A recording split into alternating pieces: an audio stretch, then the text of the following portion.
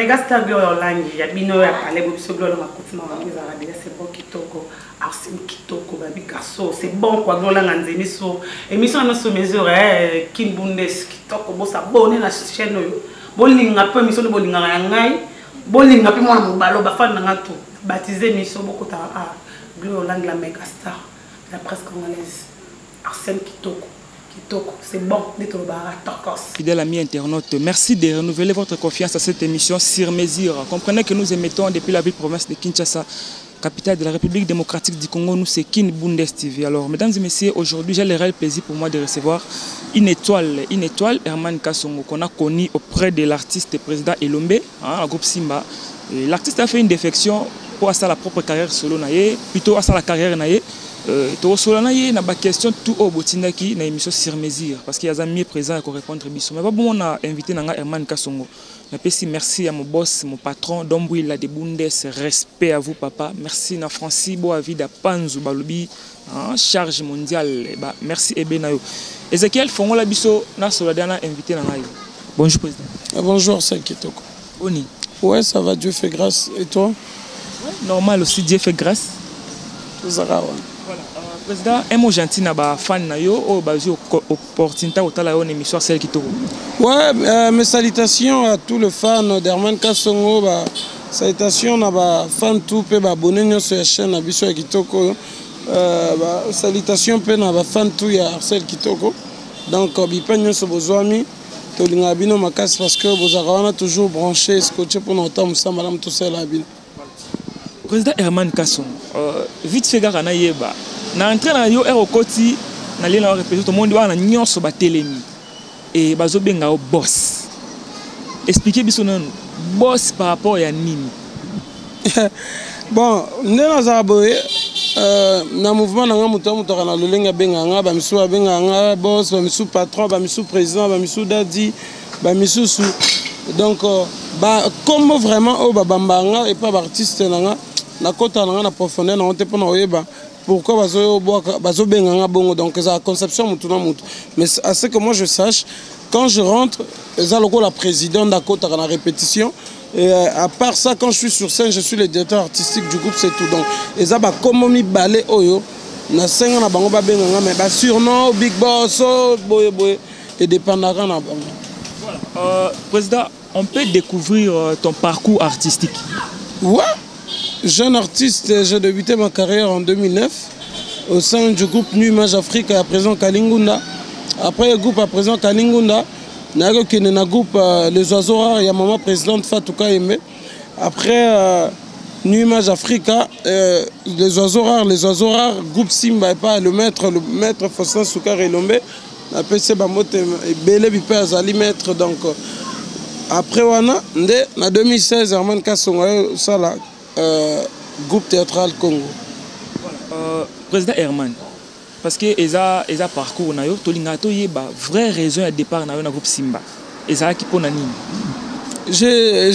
Cette question, je pense que na répondant au trop na émission et ben cela m'empêche que to répondre père.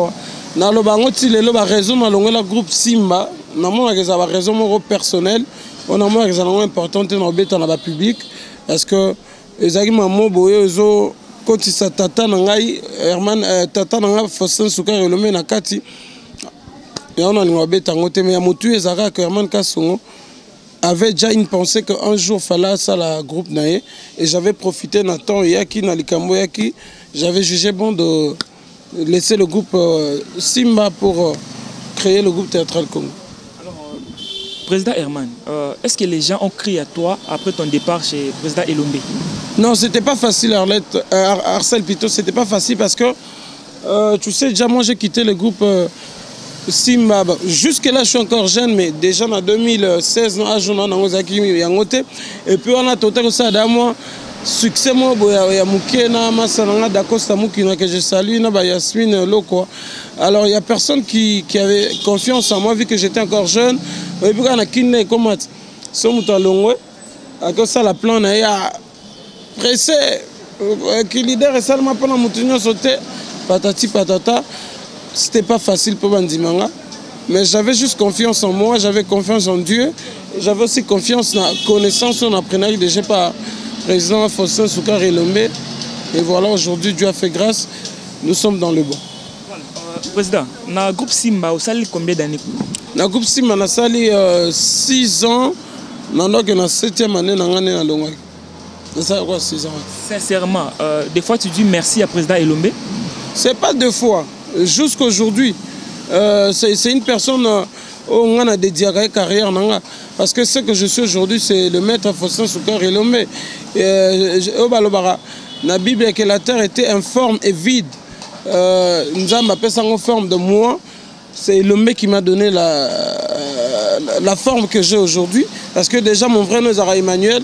Mais tant on a un groupe Simba, on président le match, j'appelle ça comme Herman. Donc, à chaque fois que je pense à ma vie, à mon parcours, directement, je dis un grand merci à maître Faustin Soukar Elombe. Parce que Tara, le Longwa, n'a mis comme l'élève d'un bon maître. Parce que ça est belé pour nous. Vous comprenez? À la question qu'on jouer, à fouler dans le public, à la question qu'on commence à ça est belé quoi. Donc, il faut appeler ça comme merci belé.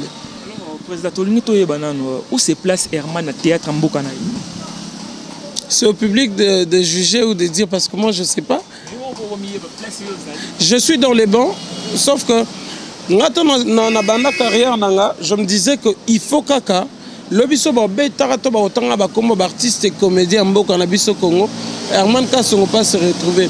Le biso ba nga batanga pe ba groupe théâtral existe ka ba sa musana bango bien groupe Congo peut et se retrouver. Dieu merci parce que nous sommes dans les bons aujourd'hui dans le monde artistique. On ne peut pas parler des artistes sans parler d'Herman Kasongo. On ne peut pas parler aussi de groupe théâtral si on ne parlait pas aussi du groupe théâtral Congo. Dans la place, comme Micha Bunga, combien de groupes on a kin? Le groupe est tellement belé. Donc, les fans de Baïbineni, Bipaini, Bakochanga. Voilà. Président, depuis Olongo et président Elombe, est-ce que Makamuna est aussi positif?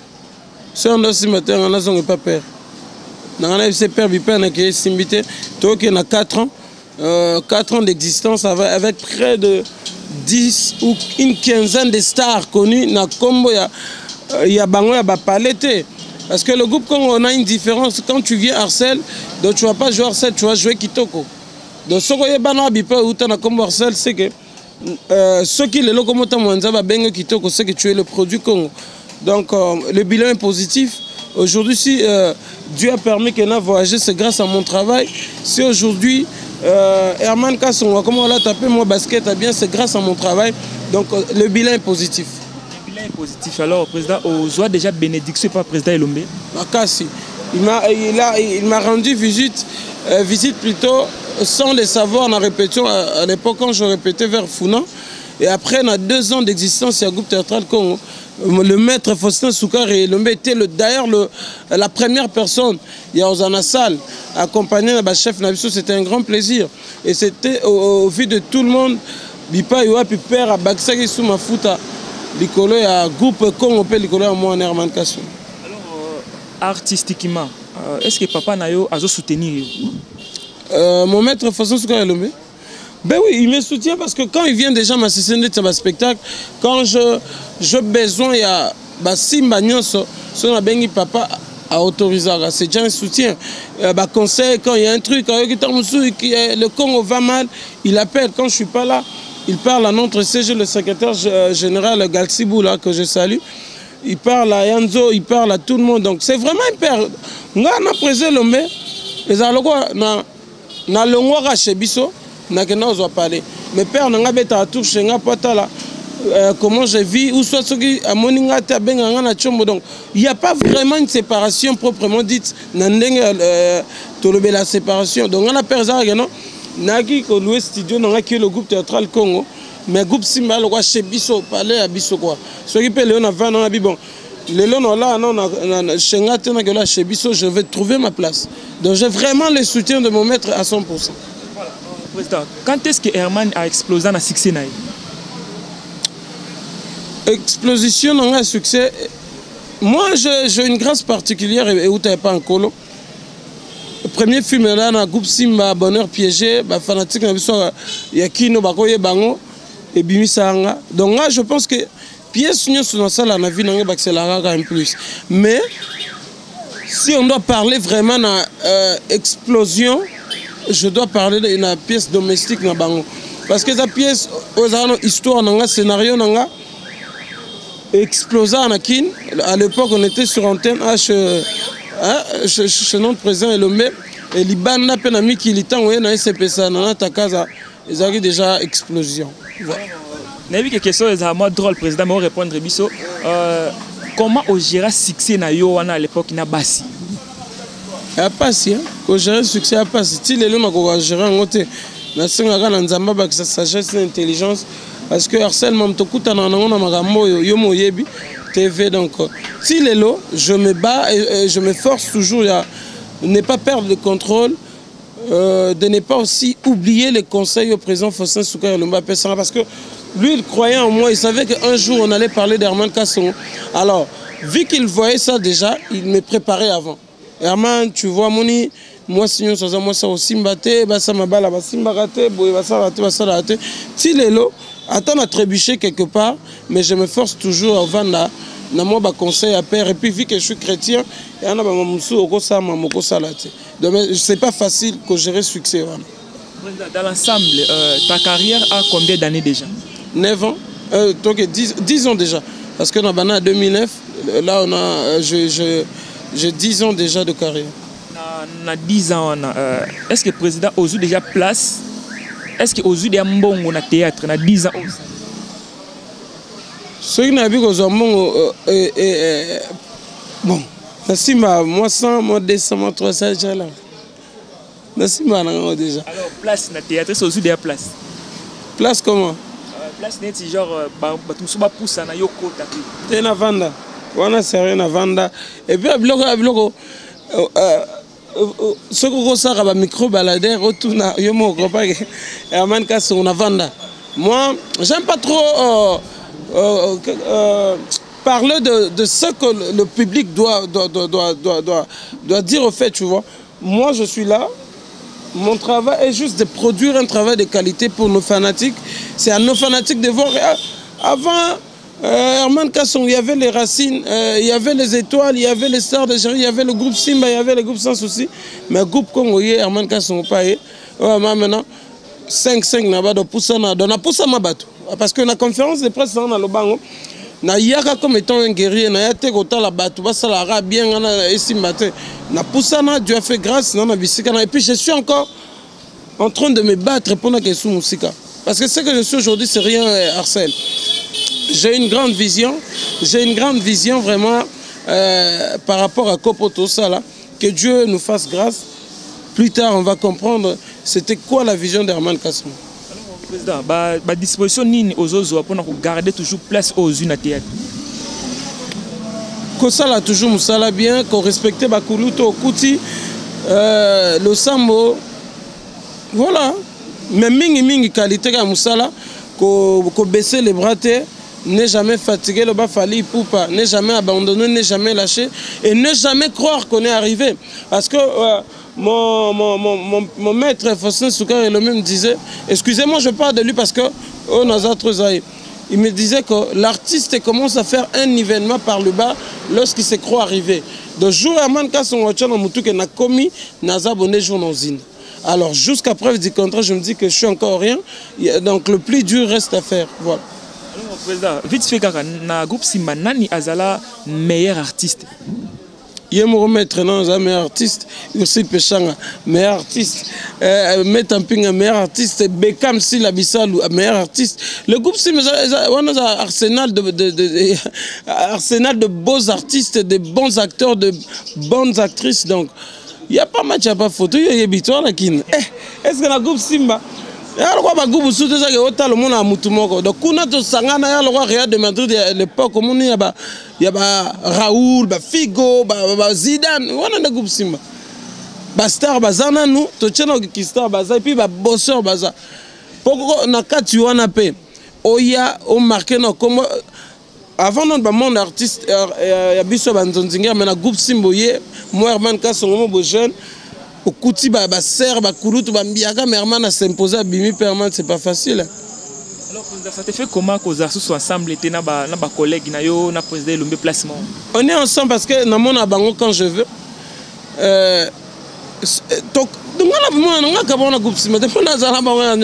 Black Line a joué bleu si la bissale sauf que la répétition à Simba depuis na longwa je pense une ou deux fois mais bureau à groupe Simba attendez ça venga qui peut se mettre dans la paire positionné na kei ba ser na baziza kengumbe ba Belvi Kandi ba Marina là ba Lisa Diasilo donc Simba na kana bango anytime tu vois tant on vend aux la évolution à théâtre. Personnellement, tu te dis quoi? Ça va ou ça ne va pas? Ça va d'une part et ça ne va pas de l'autre part. Surtout dans l'événement sur YouTube, parce que c'est tout le monde qui devient scénariste, c'est tout le monde qui devient président parce qu'il sait que attends, tu pas boss Yves Lubamba, tu pas Belvi Kandi, tu pas et c'est Pelissa Congo, tu pas Fanny Massou Intel, non ça n'a plein mais c'est bien parce que YouTube et même la biso baye to meka osala musala ngo bien moi ouverture il y a makambo mais jusque là pour dire vrai nous avons 70% kutu nga moi comme que na robeba na nenga solo surtout na boye ya YouTube comme la po mututo comme commander film. Moi à l'époque il y avait la sélection. Major Bissadid ne pouvait pas prendre son film pour appeler ça n'importe qui a comment. Papa la biso ba Alpha Boko le bana banga ba sala ngote. Mais ce que les loyo comme la mugi na tongo alors c'est là comme français comme il a un scénario. Alors président, comment tu dis qu'on différencie mutu o ayebo comme scénario na mutu o ayebité? Et yebana déjà na ba ebata la biso parce que en fait le scénario c'est une dissertation. On doit introduire le sujet, développer le sujet puis conclure. Mais dans quatre introductions, dans quatre il y a développement, dans quatre il y a principe nango. Tu vois, il y a comme on a film mususu depuis banina nesuki, tozaka na même diapason. C'est pas ça. Dans les scénarios, on doit retrouver les suspens, on doit retrouver le coup de théâtre, on doit retrouver le rebondissement. Tu vois, tout ça tu dois connaître ça parce que n'a pas cet exemple net il y a scénario. Tobani papa na maman bazaka bien papa lobby épisode dernier papa écoute maman nzokande azaka bo mo biloko wana parce que si je dois m'expliquer parce que moi je parle de ça parce que na bien en matière il y a musala nanga wana tout à tolo succès te kolata te mais pour le fonctionnement ya mutu nanga na mamo etali au scénario ni na bi comprendre bien mais déjà quand tu vas t'en répondre à fanatique déjà la histoire donc quand on dit déjà histoire on voit directement la personne qui a écrit ça la personne qui avait écrit ça parce que dans le théâtre Tolobara il n'y a pas de mauvaise histoire, il n'y a pas de mauvais scénario, mais il y a de mauvais metteurs en scène, il y a de mauvais acteurs. Parce que l'histoire est cause à Mabé, si tu es un bon scénariste, tu peux bien écrire et bien changer les choses. Et si tu es un bon acteur, tu peux aussi donner la vie à Elokoyo Moutouakomi. Donc voilà. Alors, président, est-ce que c'est important un artiste et comédien à passer par école et théâtre avant d'apparaître en public? C'est pas à 100% important, mais quand on veut faire des choses avec logique, avec norme, moi je pense que ce toi là ma coquille au ça parce que tu sais Lina, on ne forme pas des acteurs. On ne forme pas, il y a pas chaque donne un cadre certain. Dénichata musu donc et puis kuna ba forma ba praticien et ba technicien plutôt ou metteur en scène ou réalisateur ou interprète mais ceux qui n'andenge pe attaque au keto kenoté et là ba miso ba na ba talent et belende to ba la vie normale à kenane inate mais bosseur, un grand scénariste, un bon metteur en scène ça se fait mais si tu es à mesure il y a aucune ina au moins la différence il y a ina moi j'encourage c'est bon ceux qui peuvent m'accoquer on reste mais tout ce que la moi je recherche à moi YouTube c'est quoi les scénarios qu'est faire pour écrire un bon scénario tout ça ça fait du bien. Voilà. Président question oyo et où tu pas Tania la Fernandez on appelle sur Bambo Tebele il y a le bibo comment tu dis qu'on différencier artiste oyo à passer par école de théâtre na artiste oyo à passer par école de théâtre et ça déjà moi pas si na TV na biso pour comprendre parce que normalement na ina na tout à l'heure pour aller kana ina ba forma mingi soki artiste net comédien o joua kaboy kuna mingi za ba théâtre ba salle o mona na pe ce exemple bien Emmanuel Tara a mona ina da muto Tania la Fernandez appelle ce mot de pas ali so amoni atali Emmanuel Tara atali neti nani sus. Je dis pas que mouton n'a autant à jouer à ma belle, mais moi, moi différence, c'est attendre moi diction, au sentir que soit mon Emmanuel Tara, mon Oasis à Kengumbe, à mon Ibatoroa, à Gesho Spawn, à mon moi qui n'est à qui Mamboudi, à mon pas président Bodon, à mon vous allez juste comprendre qu'il y a une différence parce que là-bas, on te forme, on te donne des principes que tu dois suivre sur scène. Bisope Bayeto, Bamiso peut à ça là. Les gens qui ont la chance, il y a la formé par le ressortissant. C'est facile à détecter ce Otaliga Baton Natangi, Otaliba Natangi, au moins la Bamisusu. Moi, différence c'est ça. Il donne la Wezananan. Eh, bah, rebelle. Il y a le président Douche Kapanga, Junior Lusaoulou, il y a le président Roch Bokabel à Bodo, il y a mon CG. Le CG Luka du groupe Simba. On a 500 bateaux, on a 100 kulutu na luzolo. On a côté jeu scénique, mais surtout côté scénario, c'est le maître Faustin Soukarilom. Alors, président, est-ce que c'est facile à diriger un groupe? Non, c'est pas facile, c'est difficile, trop même. Parce que gérer les esprits des gens, c'est pas donné à tout le monde. Mais ceux qui nous ont bengayo leader. Tobotama leader, tu verras que les ambulances Moussouka se surpassé au Bundaraka, au Longang. Mais c'est pas facile de gérer les gens. Alors, groupe Congo. Dans le groupe Congo, Congo est comme on a cas. Quand on est élagué, c'est faut que c'est meilleur dans le cas. Tenga le bas Congo, tenga même Congo, comme Royaume Congo. Alors, dans le groupe Congo. On peut Congo. Parce que c'est le mot purement RDC. Mais quand on parle du royaume, quand on voit l'Afrique centrale, parce que l'objectif et le but, il y a création, il y a groupe Nabiso Zara, juste pour conserver nos vraies valeurs africaines. Donc, au Tikala, il y a des principes, il y a des normes, il y a qui bantou, il y a qui africain. Exemple, dans groupe qu'on retrouvera nulle part, à Koufi. Moi, c'est un mobile qui va s'embrasser sur scène. Parce que ce n'est pas ça notre culture. Culture, na bisoza, jamais de personne n'est au supporter mon. Moi, si mon nom est tu vois, excusez-moi pour l'été parce que maman qui est un peu compliqué. Donc, il y a un moment, il y a un esprit, il y a un Afrique, tu bêtes en moka. Et puis, le logo na biso, ils sont en Afrique. Voilà. Alors, groupe Congo, comment on gère Bango? On a, à part moi, il y a une structure, il y a le secrétaire général, Gatsiboula, il y a son adjoint, Nzolani Princil, il y a un directeur artistique, il y a un disciplinaire, Janoma Sanka, il y a un régisseur, Diba dit bienvenue. Nous avons 2 formateurs, on va passer à la répétition, Bouka Sabob ainsi que Spartacus Kalemba. Il y a le cadre ainsi que le stagiaire. Donc nous gérons ça comme ça. Quand je ne suis pas là, c'est la structure qui dirige le mouvement. On se bat, on a notre statut et notre règlement d'ordre intérieur.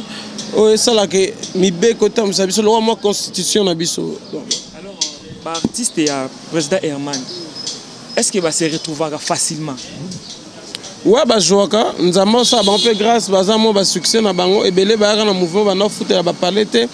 Bazaki osanga batita musumwa dembati mais depuis tout ça le mouvement j'ai une dizaine d'artistes ba comment foutre là parler na ba relation oyo musale memela bango c'est quand même une partie à se retrouver bien que nanga mono na bandi ko foutre bango te liboso zaki moi 10 000 moi 20 000 il y a motivation mais en soi ce n'est pas salaire au bas mérité mais par rapport il y a moi ko fou la bango ya muke au mona que so ba Congo kala au moins que le monde nzula ne komi vandi mo chache koti santé que chache solo mo na mi bintu mo chache koti moi mukanya prince mo ni mo na que besoin et leur mo betamia donc on s'est retrouvé na bango pour le César musala na bango et puis bolamu ya ba fanatique na babomo na bango.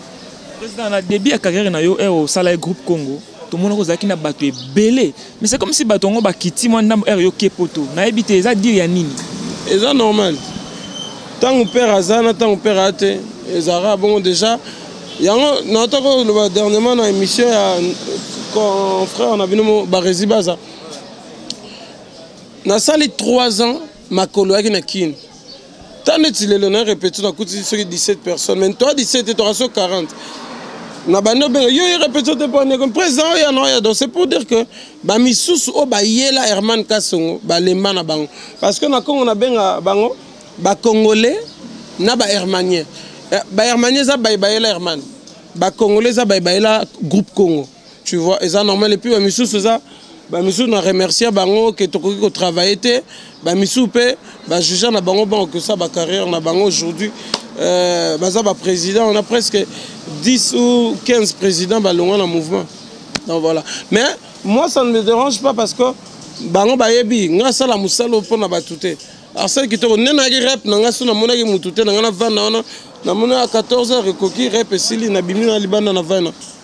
C'est ça moi et puis je ne travaille pas pour la quantité mais plutôt pour la qualité. On n'a pas besoin de la quantité, il y a bateau, on a besoin de la qualité. Et belé baraka ne baneli bara. Moni bablu za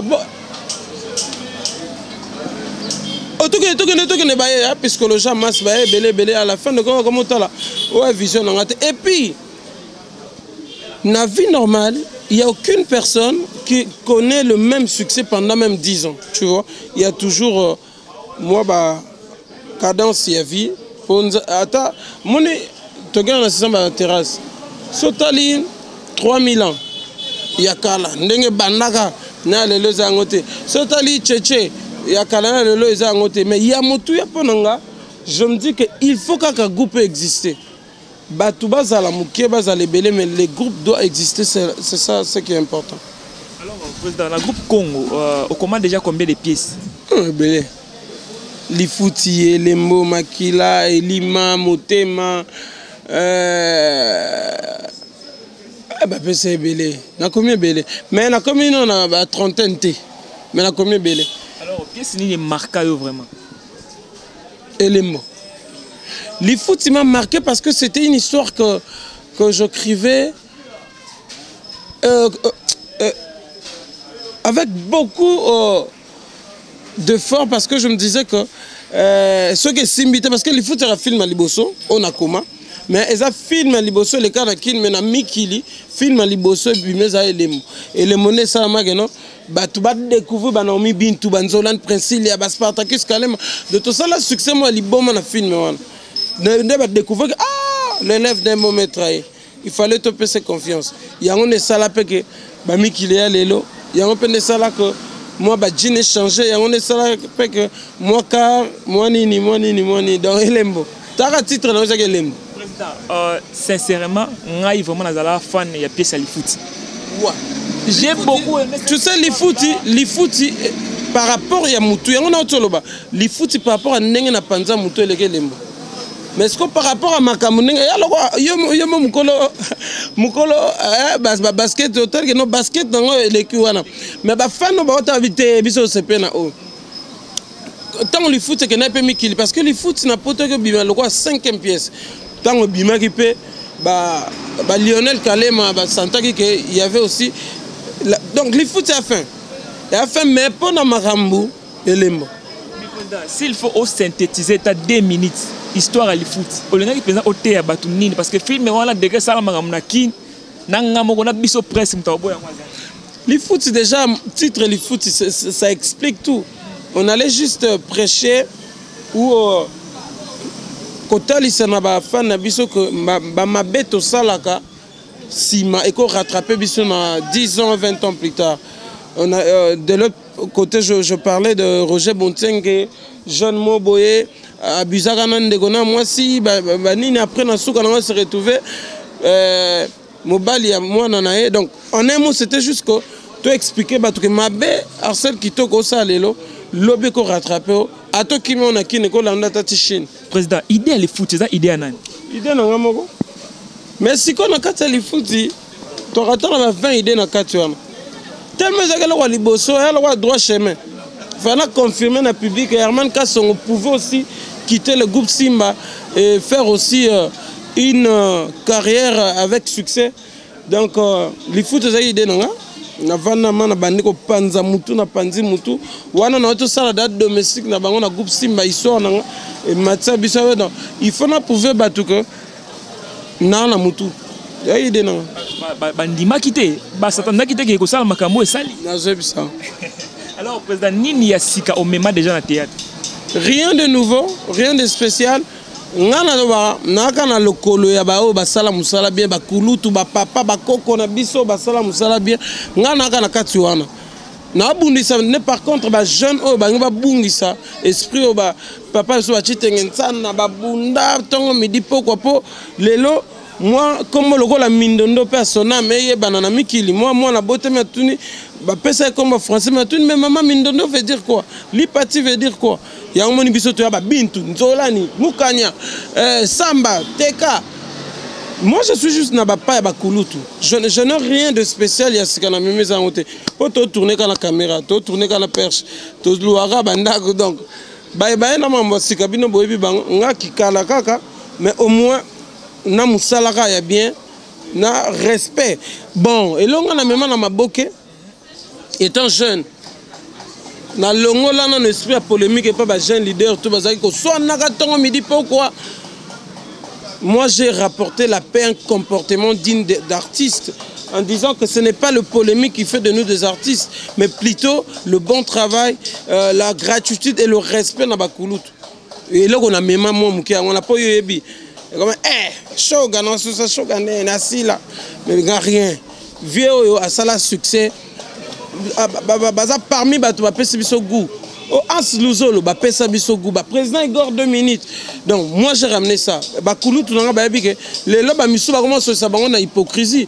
parce que place ça moni petit man le gabino tout à respect ce que muta mais pourquoi ba comme ça Herman parce que succès nanga pesa basé sur babilo wana mike ba noko belé ba sonya ba détail tango moni mamu belé pe simba na ngote ba bunda na invité so yo moko po yo ka onde ba to ba lobara na génération na yo muto aleki azate na succès na makambu na ba déplacement na invité so yo moko po yo ka que Dieu soit loué et ça là on est ba kumi so na vie salomabe et puis ce qui fait plaisir c'est ce qu'on ça le bien ba biso ko sango bien le mal c'est ce que ça mabe ba zo biso ko ça bien mais yo o c'est péanang ce qui vraiment je bouleverser les jeunes ba yebi bande ko nga ba jeune leader ba bi Herman Kasongo tongo na yaki na ye et puis na zanan vous comprenez moi j'aime pas parler dans blog ba voyage ba nini on a ba distraction on a le bakaka ba histoire YouTube ezawana moi j'ai écrit comme toute une question elembo bima na pote ça la 3 jours 110 000 vues ça matin na maboka à l'époque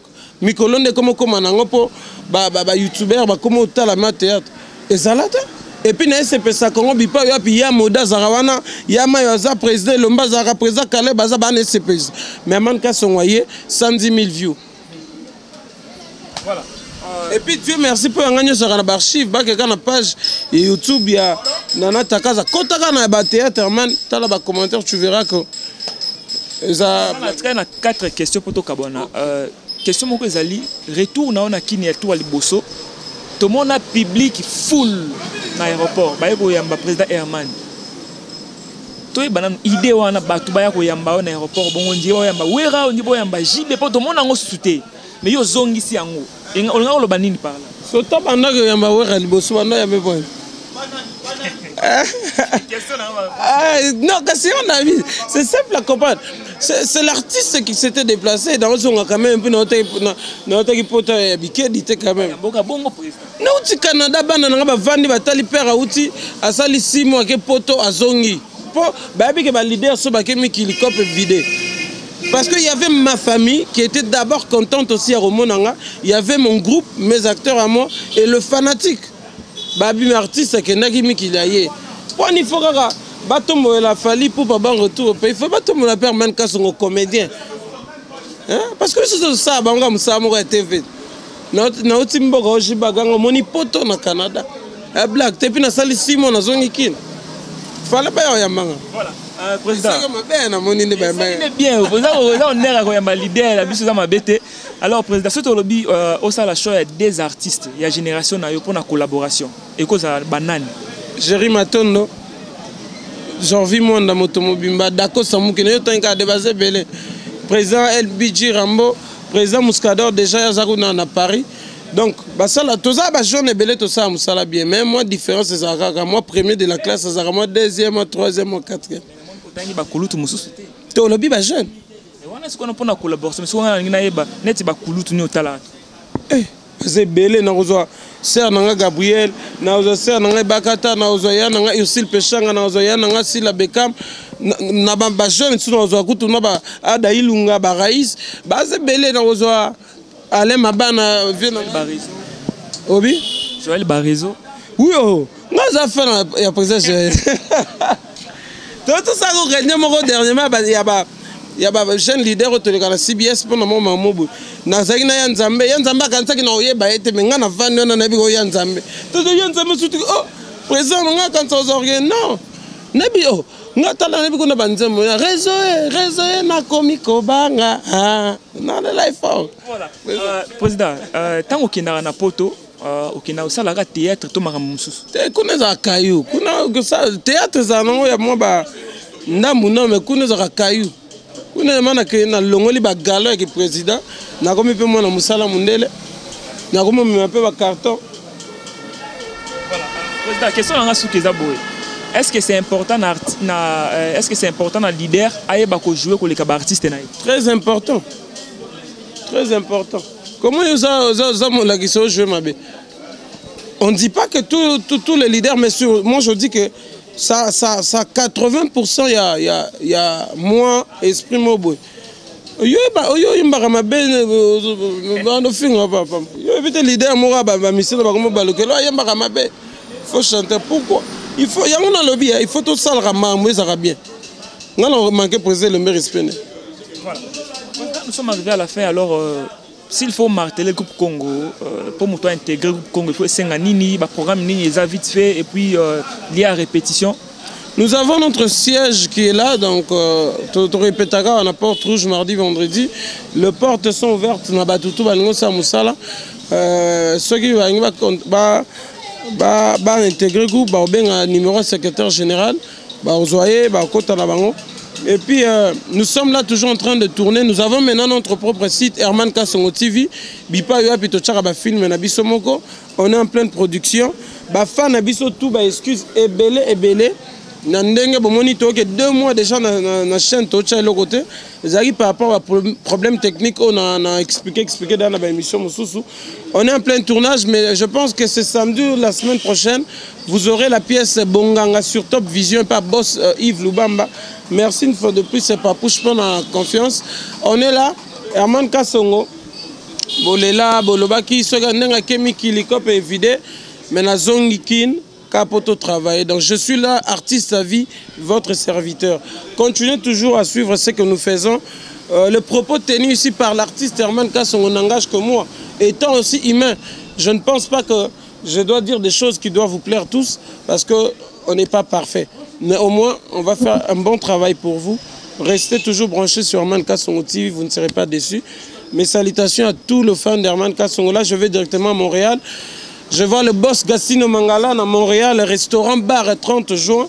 Et pas eu à pitolière en tabac, pas eu à pitosaragnas. Donc maman Akoué, maman donc mère 30 juin à Montréal, maman Kokon Tiloulou Montréal. Merci à toi le papouche Jules Monamputu Nakat à Montréal. Donc on a base le cœur de Iguet Kamazi. Au sein du groupe Congo, je salue tout le chef dans la cité d'Aba comme on a bino. Là je vois déjà c'est Kasperfi qui est à mes côtés, qui voudra qu'il y ait une TV. Ramdin Zazi de King, RJ, donc Kumalo l'artiste, Kostambaya Zoé, Fundu l'artiste, le Joker, Orly Lukisa, le petit Chilobo. Et pourquoi pas à toi mon frère Patrick Ngambe, le poids lourd de la presse congolaise. Donc merci à toi Celle Kitoko pour l'émission Kitoko. Président, votre impression par rapport à l'émission? Ouais. On a senti moi, on a été posé, il y a eu des questions fondées, il n'y a pas eu trop de polémiques, merci pour ça. que Dieu te bénisse, que Dieu te fasse grâce. Bundé aussi Mbara. Voilà. Merci beaucoup. Nous sommes arrivés à la fin. À titre de rappel, tu es Maki Bongo président Herman Kassongo.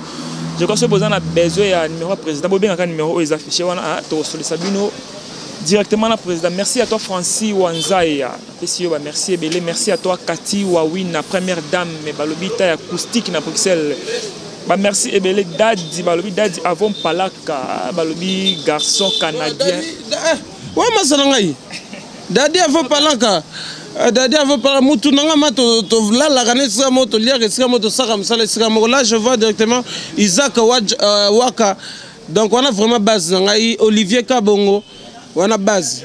Dadi, obétement comme moi, Dadi n'a pas été vraiment. Palaka, lobby garçon canadien, la pression, merci, Olivier Kiala. Ouais, c'est comédien, c'est joueur à Angola, joué na Brésil, joué na Mito, tous en a bango na groupe Congo Canada, kuno, yé pas na groupe né, to chana rabapo. Voilà, merci beaucoup à toi, Olivier Kiala. Na Toulouse, merci Ebele, na Yotani à la Fernandez, merci Ebele, Cathy Wawina, première dame, na Pesio, merci Ebele, na Sima caméra, tout ça qui bon na caméraman, c'est Ezekiel, na Pesio, merci Ebele, merci à toi Cordon Victoire Likunde, merci à mon boss, mon patron, Dombouila de Bundes. Continuez à vous abonner massivement à la chaîne Abino Kin Bundes TV, Bokozala, jamais de site. Tout très prochainement, invité, monsieur. Bye bye.